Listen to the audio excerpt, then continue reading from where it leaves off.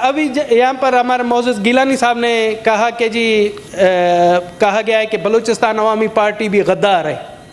तो मैं आपके तवज्जुह से, इस फ्लोर के तवज्जुह से मैंने प्लीज नहीं आप सुने नहीं सुने जी, प्लीज आप सुने तो सही यार।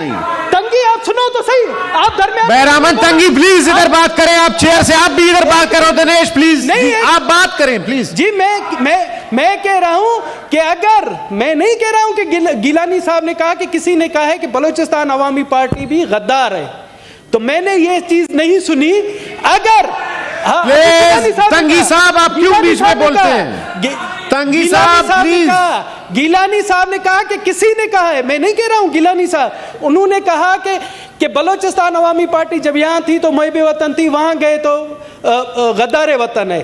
तो मैं कहता हूं कि अगर, मैंने नहीं सुना, अगर कोई बलूचिस्तान अवामी पार्टी को कह रहा है गद्दार वतन है, तो मैं कहता हूं वो सामने है, मैं उसको दंदा ने शिकन जवाब दूंगा इस फ्लोर पर।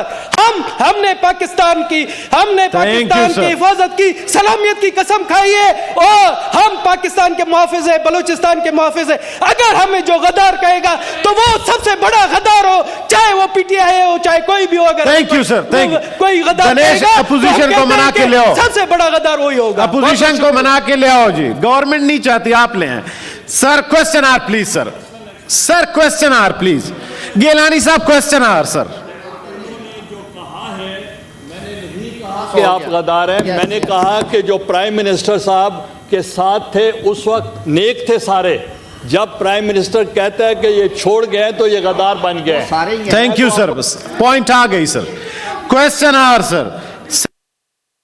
सफर नहीं है जी,